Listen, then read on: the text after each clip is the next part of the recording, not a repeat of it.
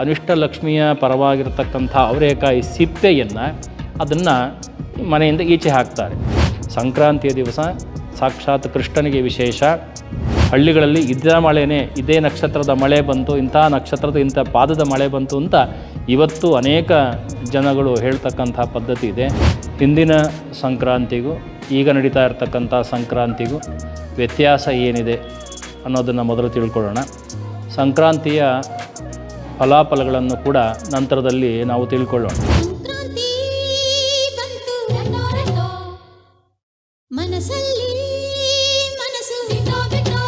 ಶ್ರೀ ಗುರುಭ್ಯೋ ನಮಃ ಪರಮಗುರುಭ್ಯೋ ನಮಃ ಶ್ರೀಮದಾನಂದತೀರ್ಥ ಭಗವತ್ಪಾದಾಚಾರ್ಯ ಗುರುಭ್ಯೋ ನಮಃ.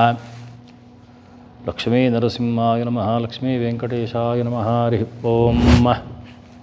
ಸಮಸ್ತ ವೀಕ್ಷಕರಿಗೂ ಕೂಡ ನಮ್ಮ ವಜ್ರಕ್ಷೇತ್ರದ ಸ್ಥಾಪಿತವಾಗಿರತಕ್ಕಂಥ ಎಲ್ಲ ದೇವರುಗಳ ಆಶೀರ್ವಾದ ಸದಾ ಸಿಗಲಿ ಅಂಥೇಳಿ ಪ್ರಾರ್ಥನೆಯನ್ನು ಮಾಡ್ತಾ, ಸಂಕ್ರಾಂತಿಯ ಒಂದು ವಿಶೇಷತೆಗಳನ್ನು ಹೇಳುವ ಒಂದು ಕಾರ್ಯಕ್ರಮವನ್ನು ಮಾಡೋಣ ಅಂಥೇಳಿ ಎಲ್ಲರ ಅಭಿಪ್ರಾಯ ಇದೆ. ಹಿಂದಿನ ಸಂಕ್ರಾಂತಿಗೂ ಈಗ ನಡೀತಾ ಇರತಕ್ಕಂಥ ಸಂಕ್ರಾಂತಿಗೂ ವ್ಯತ್ಯಾಸ ಏನಿದೆ ಅನ್ನೋದನ್ನು ಮೊದಲು ತಿಳ್ಕೊಳ್ಳೋಣ. ಸಂಕ್ರಾಂತಿಯ ಫಲಾಫಲಗಳನ್ನು ಕೂಡ ನಂತರದಲ್ಲಿ ನಾವು ತಿಳ್ಕೊಳ್ಳೋಣ. ಸಾಮಾನ್ಯವಾಗಿ ಸಂಕ್ರಾಂತಿ ಅಂದ ಕೂಡಲೇ ನಮಗೆ ಜ್ಞಾಪಕಕ್ಕೆ ಬರ್ತಕ್ಕಂಥದ್ದು ಎಳ್ಳು, ಬೆಲ್ಲ, ಕಬ್ಬು ಈ ಥರತಕ್ಕಂಥ ಒಂದು ಪದಾರ್ಥ. ನಾವು ಇದನ್ನೆಲ್ಲವೂ ಕೂಡ ಮಂಗಳ ದ್ರವ್ಯಗಳು ಅಂಥೇಳಿ ಕರಿತೀವಿ. ಬಾಳೆಕಂಬ, ಮಾವಿನ ಸೊಪ್ಪು, ಭತ್ತದ ತೆನೆ, ಅಡಿಕೆಯ ತೆನೆ, ಒಂದು ಶುಭ ಸಮಾರಂಭಗಳಿಗೆ ಇವೆಲ್ಲವೂ ಕೂಡ ಅವಶ್ಯಕತೆ ಇರತಕ್ಕಂಥದ್ದು. ಹಾಗಾಗಿ ಇದು ಎಲ್ಲವೂ ಕೂಡ ಸಾಮಾನ್ಯವಾಗಿ ಒಂದು ಗೌರಿ ಹಬ್ಬದಲ್ಲಿ, ಗಣೇಶನ ಹಿಂದೆ ಗೌರಿ ಹಬ್ಬದಲ್ಲಿ ಬರ್ತಕ್ಕಂಥ ಒಂದು ಫಲಗಳು, ನಂತರದಲ್ಲಿ ಈ ಸಂಕ್ರಾಂತಿಗೆ ಮುಂಚೆ ಬರ್ತಕ್ಕಂಥ ಫಲಗಳು. ಶ್ರಾವಣ ಮಾಸದ ಅಂದರೆ ಜ್ಯೇಷ್ಠದಿಂದ ಪ್ರಾರಂಭ ಆಗಿ ಭಾದ್ರಪದದವರೆಗೂ ಅನೇಕ ಪದಾರ್ಥಗಳು ಶುರುವಾಗುತ್ತೆ. ಹಾಗಾಗಿ ಇವತ್ತಿಗೂ ಕೂಡ ನೀವು ತೆಂಗಿನಕಾಯಿಯನ್ನು ಗೌರಿಕಾಯಿ ಅಂತಲೇ ಕರೀತಾರೆ, ಅಷ್ಟು ಅದು ಪ್ರಸಿದ್ಧಿ. ಈಗ ಸಂಕ್ರಾಂತಿ ಹಿಂದಿನ ದಿನದ ಕಾರ್ಯಕ್ರಮವನ್ನು ಸಾಕಷ್ಟು ಜನ ಅದನ್ನು ಮರ್ತೇ ಹೋಗಿದ್ದಾರೆ ಅಂತ ಇಟ್ಕೊಳ್ಬೋದು. ಅದಕ್ಕೆ ಭೋಗಿ ಅಂತ ಹೆಸರಿದೆ. ಮಾರನೇ ದಿವಸ ಮಕರ ಸಂಕ್ರಮಣ ಅಂತ ಕರೀತಾರೆ. ಹಿಂದಿನ ದಿವಸದ ಹೆಸರು ಭೋಗಿ ಅಂತ. ಭೋಗಿ ಅಂದರೆ ಸಾಮಾನ್ಯವಾಗಿ ಸಿಗುಂಬಳಕಾಯಿ, ಅವರೆಕಾಯಿ, ಗೆಣಸು, ಈ ಕೆಲವು ಪದಾರ್ಥಗಳನ್ನು ದಾನ ಮಾಡೋದು. ಅಂದರೆ ಜೀರಿಗೆ, ಮೆಣಸು, ಅದು ಹಿಂದಿನ ದಿವಸ ಕೊನೆ ಅಂತ. ನಾವು ಜೀರಿಗೆ, ಮೆಣಸು, ಉಪ್ಪು ಅಂದರೆ ಹುಗ್ಗಿ, ಖಾರ ಪೊಂಗಲ್ ಪದಾರ್ಥ ಏನಿದೆ ಅದನ್ನು ಹಿಂದಿನ ದಿವಸ, ಅದರ ಜೊತೆಗೆ ಅವರೆಕಾಯಿ, ಕುಂಬಳಕಾಯಿ, ಕಬ್ಬು ಇದನ್ನೆಲ್ಲ ದಾನ ಕೊಡೋದು. ಆಮೇಲೆ ಅವರೆಕಾಯಿಯನ್ನು ಸಾಮಾನ್ಯವಾಗಿ ಕೆಲವು ಪಂಥಗಳ ಪ್ರಕಾರವಾಗಿ ಬಳಸೋದು ನಿಷಿದ್ಧ ಆದರೂ ಕೂಡ ಧನುರ್ಮಾಸದಲ್ಲಿ ಮಾಸಧಾನ್ಯ ಅಂತ ಅದನ್ನು ಬಳಸ್ತಕ್ಕಂಥ ಪದ್ಧತಿ ಇದೆ. ಹಾಗಾಗಿ ಅದರ ಸಿಪ್ಪೆಯನ್ನು ವ್ಯರ್ಥ ಮಾಡಬಾರ್ದು. ಅದರ ಸಿಪ್ಪೆ ಏನಿದೆ ಅವರೆಕಾಯಿ ಸಿಪ್ಪೆಯನ್ನು ವ್ಯರ್ಥ ಮಾಡಬಾರ್ದು. ಅದಕ್ಕೆ ಹಸುಗಳಿಗೆ ಅಥವಾ ಪಕ್ಷಿಗಳಿಗೆ, ಪ್ರಾಣಿಗಳಿಗೆ ಕೊಡುವ ಉದ್ದೇಶದಿಂದ ಅದನ್ನು ಮನೆ ಒಳಗೆ ಇಟ್ಕೋಬಾರ್ದು ಅಂಥೇಳಿ ಮನೆಯ ಹೊರಗಡೆಗೆ ಅದನ್ನು ಹಾಕ್ತಕ್ಕಂಥ ಅಭಿಪ್ರಾಯ ಇದೆ. ಇದು ಮೊದಲನೇದು. ಯಾಕೆ ಹೊರಗಡೆ ಹಾಕೋದು ಅಂದರೆ, ಸಾಮಾನ್ಯವಾಗಿ ಶುಕ್ರನ ಧಾನ್ಯ ಇದು ಅವರೆಕಾಯಿ, ಎಲ್ಲರಿಗೂ ಪರಿಚಯ ಇರತಕ್ಕಂಥದ್ದು.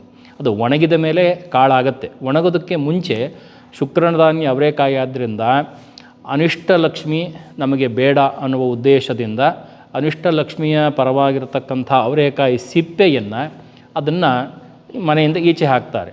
ಅವರೆಕಾಯಿಯನ್ನು ಇದು ಬಳಸ್ತಾರೆ. ಅಂದರೆ ಶುಕ್ರನ ಅನುಗ್ರಹ ಆಗಲಿ, ಸಂಪತ್ತು ಅಭಿವೃದ್ಧಿ ಆಗಲಿ ಅಂತ, ಬೇಡದೇ ಇರತಕ್ಕಂಥ ಸಂಪತ್ತು ಈಚೆ ಹೋಗಲಿ ಅನ್ನೋ ಉದ್ದೇಶಕ್ಕೋಸ್ಕರವಾಗಿ ಅವರೆಕಾಯಿಯನ್ನು ಬಳಸ್ತಾರೆ. ಇನ್ನು ಕಬ್ಬು ಗಣಪತಿಗೆ ಸಂಬಂಧಪಟ್ಟಿರತಕ್ಕಂತಹ ಪಂಚಕಜ್ಜಾಯಗಳಲ್ಲಿ ಒಂದು ದ್ರವ್ಯ. ಹಾಗಾಗಿ ಅಲ್ಲಿ ನಮಗೆ ಎಳ್ಳು, ಅವಲಕ್ಕಿ, ಜೇನುತುಪ್ಪ ಮತ್ತು ಭತ್ತದರಳು ಮತ್ತು ಕಬ್ಬು ಈ ಧಾನ್ಯಗಳಲ್ಲಿ ಪ್ರಧಾನ ಧಾನ್ಯವಾಗಿರತಕ್ಕಂಥ ಒಂದು ಗಣಪತಿ. ಈ ದೇವರಿಗೆ ಸಂಕ್ರಾಂತಿ ದಿವಸ ಎಲ್ಲ ದೇವರಿಗೂ ಕೂಡ ಎಳ್ಳು, ಬೆಲ್ಲದ ಜೊತೆಗೆ ಕಬ್ಬು ಮತ್ತು ಎಳಚೆ ಹಣ್ಣನ್ನು ಧಾರೆ ಇರತಕ್ಕಂಥ ಪದ್ಧತಿ ಇದೆ. ಈ ಸಕ್ಕರೆ ಮಿಠಾಯಿ, ಕಬ್ಬು, ಎಳಚೆ ಹಣ್ಣು, ದಕ್ಷಿಣೆ, ಎಳ್ಳು, ಕೊಬ್ಬರಿ, ಬೆಲ್ಲ ಇವೆಲ್ಲವನ್ನು ಧಾರೆ ಇರಬೇಕು. ಇಲ್ಲಿ ಒಂದು ಪಂಚದ್ರವ್ಯಗಳು ಅಂತ ಇದು ಸೇರುತ್ತೆ. ನಿಮ್ಗೆ ಸಾಮಾನ್ಯವಾಗಿ ಕರಿ ಎಳ್ಳನ್ನು ಬಳಸಲ್ಲ, ಬಿಳಿ ಎಳ್ಳನ್ನು ಬಳಸ್ತಾರೆ. ಕಡಲೆಕಾಯಿ ಬೀಜ ಮತ್ತು ಹುರುಗಡಲೆ, ಅದಾದಮೇಲೆ ಬೆಲ್ಲ, ಕೊಬ್ಬರಿ, ಇದು ಪಂಚದ್ರವ್ಯಗಳು. ಪಂಚಕಜ್ಜಾಯ ಭಗವಂತನಿಗೆ, ಗಣಪತಿಗೆ ಹೇಗೆ ನೈವೇದ್ಯ ಆಹುತಿಯನ್ನು ಕೊಡ್ತಾರೋ ಹೀಗೆ ಪಂಚದ್ರವ್ಯಗಳನ್ನು ಕೂಡ ನಮ್ಮ ಸಂಪತ್ತಿನ ಅಭಿವೃದ್ಧಿ ಎಲ್ಲರಿಗೂ ಆಗಬೇಕು ಅನ್ನೋ ಉದ್ದೇಶಕ್ಕೋಸ್ಕರವಾಗಿ ಅದನ್ನೆಲ್ಲವನ್ನು ಬಳಸ್ತಾರೆ.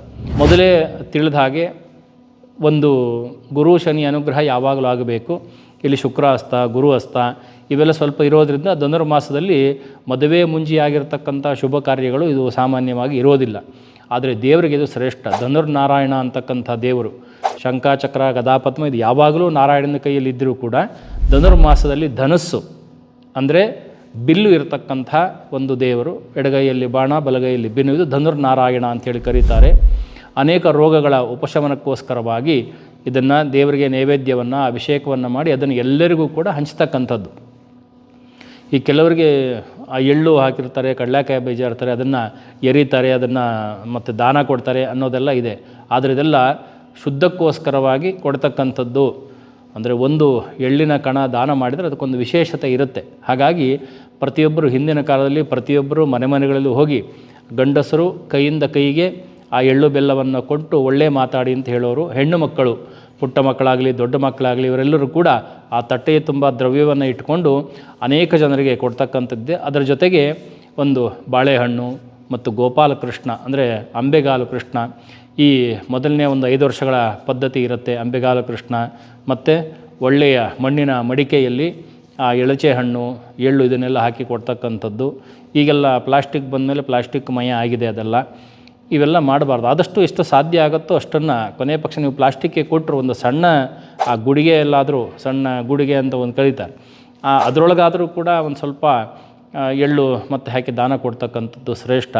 ಕೊನೆಯ ಪಕ್ಷ ಅಷ್ಟೆಲ್ಲ ಮಾಡಿದ್ರೊಳಗೆ ಇಂದು ಮೊಸರಾದರೂ, ಬೆಣ್ಣೆ ಮೊಸರು ಏನಾರು ಹಾಕ್ಕೊಳ್ಳಿಕ್ಕಾದರೂ ಅಷ್ಟು ಸಣ್ಣದ ಆ ಮಡಿಕೆಯ ಪ್ರಮಾಣದಲ್ಲಿ ಇರ್ತಕ್ಕಂಥದ್ದನ್ನು ಕೊಡಬೇಕು ಅಂತ ಒಂದು ನಿಯಮ ಇದೆ ನಮ್ಮಲ್ಲಿ. ನೋಡಿ, ಸಂಪರ್ಕ, ಹಾಗಾಗಿ ಒಬ್ಬರಿಗೆ ಒಬ್ಬರ ಸಂಪರ್ಕ ಆಗುತ್ತೆ, ಅವರ ಮನೆಗಳಲ್ಲಿರ್ತಕ್ಕಂಥದ್ದು ಏನು ಅಂತ ಅರ್ಥ ಆಗುತ್ತೆ. ಮತ್ತು ಇವತ್ತಿನ ದಿವಸದ ಥರ ವಿವಾಹಕ್ಕೆ ಒಂದು ತೊಂದರೆಗಳು ಆಗ್ತಾ ಇರಲಿಲ್ಲ. ಆಮೇಲೆ ಹೆಣ್ಮಕ್ಳಿದ್ದಾರೆ, ಗಂಡು ಮಕ್ಕಳು ಎಷ್ಟು ಜನ ಇದ್ದಾರೆ ಅಂತ ಗೊತ್ತಾಗೋದು, ಆ ಮನೆಗೆ ಇದು ಸಂಪರ್ಕ ಆಗೋದು. ಅದರ ಜೊತೆಗೆ ದೇವರಿಗೆ ಅಭಿಷೇಕ ಮಾಡಿರ್ತಕ್ಕಂಥ, ನೈವೇದ್ಯ ಮಾಡಿರ್ತಕ್ಕಂಥ, ಇವರು ಪೂಜೆ ಮಾಡಿರ್ತಕ್ಕಂಥ ಪ್ರಸಾದದ ವಿನಿಮಯನೂ ಆಗ್ತಾಯಿತ್ತು, ವೇಸ್ಟ್ ಆಗ್ತಾ ಇರಲಿಲ್ಲ. ಆಮೇಲೆ ಇವತ್ತಿನ ದಿವಸ ಎಲ್ಲ ದ್ರವ್ಯಗಳು ನಮಗೆ ರೆಡಿ ಸಿಗುತ್ತೆ. ಹಾಗಾಗಿ ಅದನ್ನೆಲ್ಲ ನಾವು ತರ್ತೀವಿ, ಮಾಡ್ತೀವಿ. ಆದರೆ ನಾವೇ ಮನೆಯಲ್ಲಿ ಎಷ್ಟು ಸಾಧ್ಯ ಆಗುತ್ತೋ ಅಷ್ಟು ಮಾಡ್ತಕ್ಕಂಥದ್ದು ಅತೀ ಉತ್ತಮವಾಗಿರ್ತಕ್ಕಂಥದ್ದು. ಎಷ್ಟು ಸಾಧ್ಯ ಆಗುತ್ತೋ ಅಷ್ಟು. ಕೊನೆ ಪಕ್ಷ ನಾವು ಎಲ್ಲ ತಂದ್ರೂ ಎಳ್ಳೋ ಕಡಲೆಕಾಯಿ ಬೀಜನೋ ಯಾವುದಾದ್ರೂ ಒಂದು ಹುರಿದಾದರೂ ಅದಕ್ಕೆ ಹಾಕ್ಬೋದು, ಅಥವಾ ಅದನ್ನು ಬಿಸಿ ಮಾಡಿ ಅಥವಾ ಉಜ್ಜಿಬಿಟ್ಟಾದರೂ ಅದಕ್ಕೆ ಹಾಕ್ಬೋದು. ಒಂದಾದರೂ ಆ ನಮ್ಮ ಕೈಯಿಂದ ಮಾಡಿ ಅದಕ್ಕೆ ಹಾಕ್ತಕ್ಕಂಥದ್ದು ಇದು ಶ್ರೇಷ್ಠ. ಇದರ ಜೊತೆಗೆ ಎಲ್ಲ ಕಡೆಯಲ್ಲೂ ಇದು ಮಾಡ್ತಕ್ಕಂಥದ್ದು ಶ್ರೇಷ್ಠ. ಆ ಜ್ಯೋತಿಷ್ಯ ವಿಭಾಗಕ್ಕೆ ಬಂದಾಗ ಅದು 4 ಭಾಗಗಳಾಗಿ ಮಾಡ್ತಾರೆ. ಅದಕ್ಕೆ ಯುಗಾದಿ ಫಲ ಆದರೆ ಒಂದು ಸಂಕ್ರಾಂತಿ ಫಲ ಅಂತ ಒಂದಿರುತ್ತೆ. ಸಂಕ್ರಾಂತಿ ಫಲವನ್ನು ಯಾಕೆ ಎಲ್ಲರೂ ನೋಡ್ತಾರೆ ಅಂದರೆ, ಎಲ್ಲ ರೈತಾಪಿ ವರ್ಗದವರು ಕೂಡ ಸಂಕ್ರಾಂತಿಯ ಒಂದು ಆ ಫಲವನ್ನು ಅವರು ತಿಳ್ಕೊಂಡು ಅದಕ್ಕೆ ಸಂಬಂಧಪಟ್ಟ ಈ ವರ್ಷದ ಆ ಬೆಳೆಗಳನ್ನು ಹಾಕ್ತಾರೆ. ಬಿಲ್ಡಿಂಗ್ ಕಟ್ಟೋರುಗಳಿಗೆ ಅದು ಮಳೆಗಿಳೆ ಬಂದೆಲ್ಲ ನಷ್ಟ ಆಗ್ಬೋದು.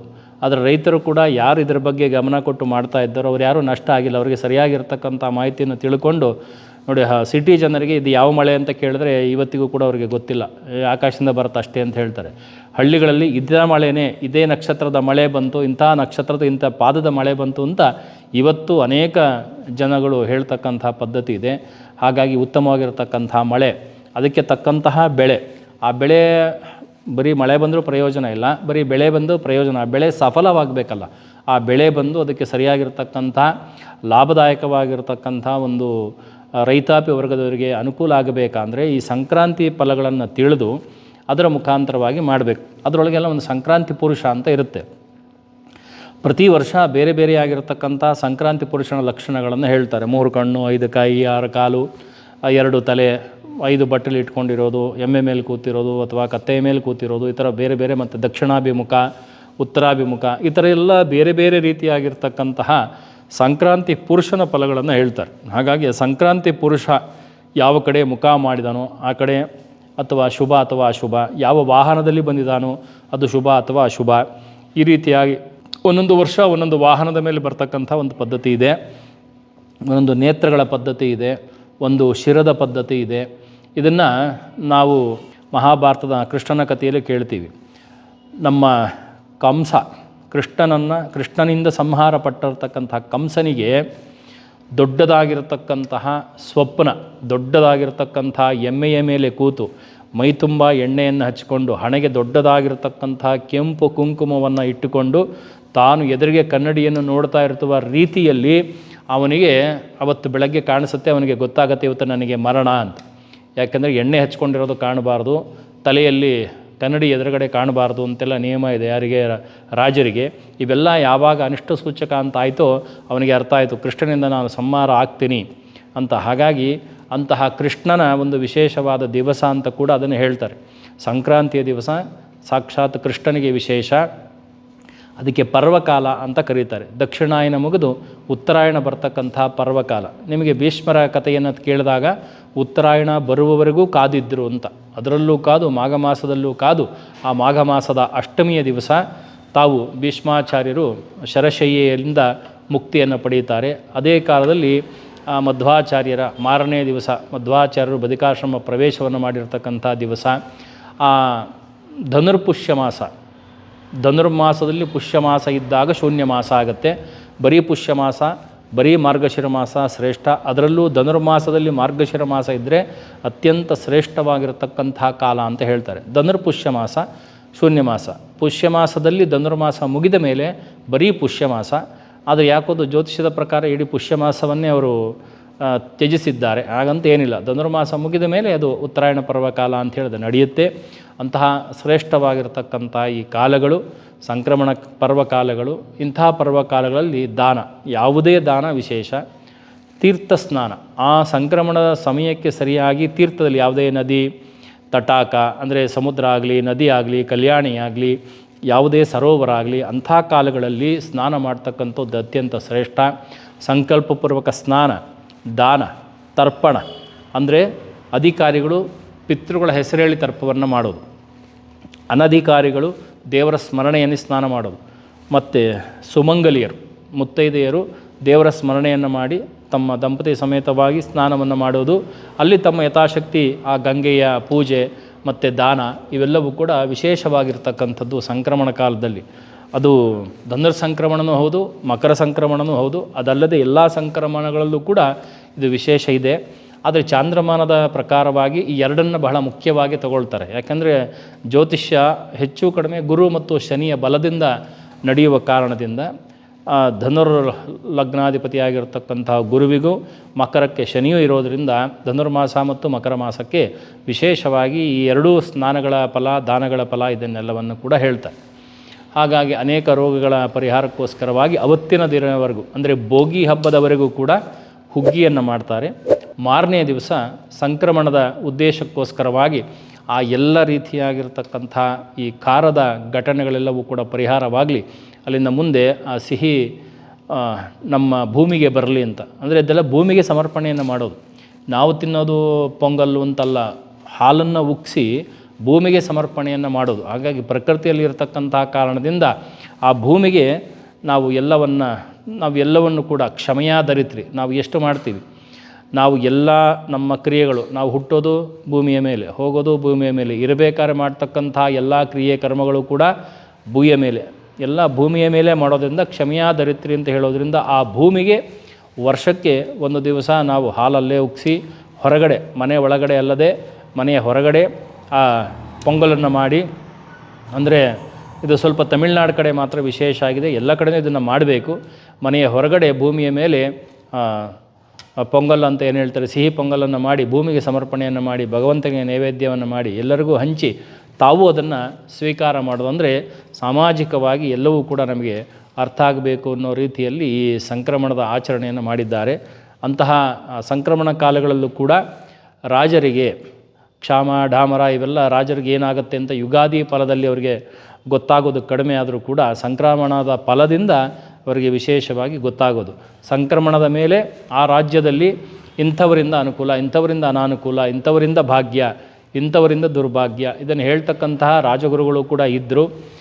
ಅವರು ಕೂಡ ಅದರ ಏನು ಮಾನ್ಯತೆಯನ್ನು ಕೊಡ್ತಾಯಿದ್ರು ಅದರ ಪ್ರಕಾರವಾಗಿ ರಾಜರು ಕೂಡ ಆಚರಣೆಯನ್ನು ಮಾಡ್ತಾಯಿದ್ರು. ಹಾಗಾಗಿ ಅನೇಕ ದೇಶ ಸುಭಿಕ್ಷವಾಗಿತ್ತು. ಯಾವಾಗ ಇದನ್ನೆಲ್ಲ ಒಂದೊಂದೇ ಆ ರಾಜರುಗಳು ಕೂಡ ಬಿಟ್ಕೊಂಡು ಬಂದರು, ಆ ರಾಜ್ಯಗಳು ದುರ್ಭಿಕ್ಷವಾಯಿತು, ಅನೇಕರು ಸುಭಿಕ್ಷವಾಯಿತು. ಹಾಗಾಗಿ ಇಂತಹ ದಾಸರುಗಳ ದಿವಸ, ಹರಿದಾಸರ ದಿವಸ, ಯತಿವರಣ್ಯನ ದಿವಸ, ಹಾಗಾಗಿ ಅನೇಕ ಗುರುಗಳ ದಿವಸ ಇದೆಲ್ಲವೂ ಕೂಡ ಈ ಧನುರ್ಪುಷ್ಯ ಮಾಸದಲ್ಲಿ ಬರ್ತಕ್ಕಂಥ ಒಂದು ವಿಶೇಷ.